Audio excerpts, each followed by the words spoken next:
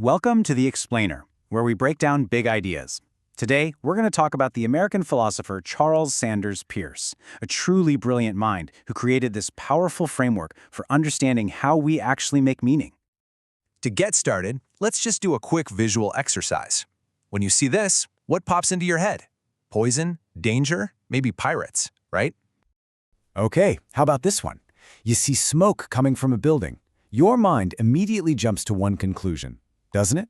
Fire? And finally, this.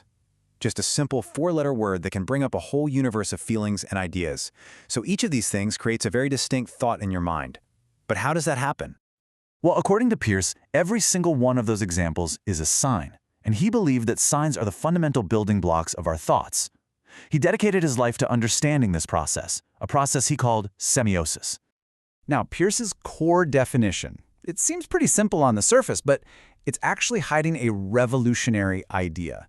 He realized that meaning isn't just a two-way street between a word and a thing. Nope, it's a dynamic, three-part relationship.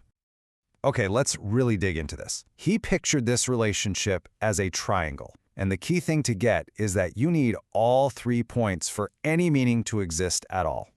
First, you've got the sign itself. The word, the image, the sound. Second, there's the object that it refers to. But here's where the magic really happens. The third step, the interpretant. That's the thought, the meaning, the sense that you create in your mind. Without that third part, the sign is just, well, it's just noise. Now this is where it gets super interesting. Peirce figured out that signs connect to their objects in 3 totally distinct ways, and this classification is his most famous and frankly incredibly useful idea. First up, we have the icon. This is the most straightforward type of sign. It works simply because it looks like, or at least shares qualities with, the thing it represents. Think about a photograph, a map of your city, or even that little envelope icon for your email app. You don't need a rule book to understand them. They just work because they resemble the thing they stand for. Next up, we have the index. This type of sign doesn't look like its object at all. Instead, it has a direct, real-world connection to it. It literally points to its object. The smoke we saw earlier, that's a perfect index of fire. A footprint is an index of someone having been there. There's a direct, physical link between the sign and the thing it signifies. And finally, we get to the symbol. This is where most of human language and culture really lives. For a symbol, the connection isn't based on resemblance or a physical link, but purely on a learned rule or some kind of social agreement. I mean, take the word tree. The letters T, R, E, E don't look anything like an actual tree.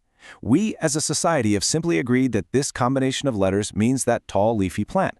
It's a shared convention, just like we all know that a red traffic light means stop.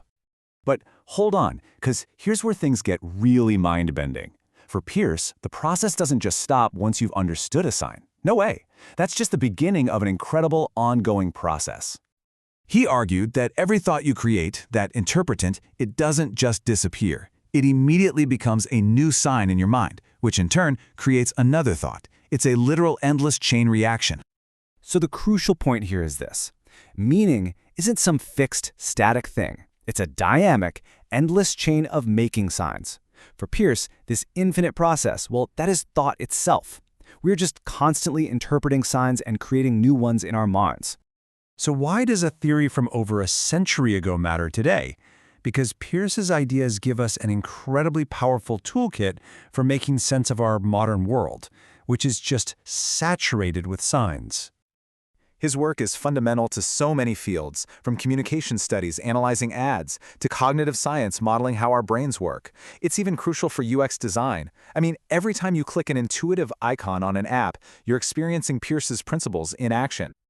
And, while another huge thinker in this area, Ferdinand de Saussure, focused on the static structure of signs, Peirce gave us something different, a dynamic theory about the process of meaning. He gave us a theory of how we actively think and constantly build understanding.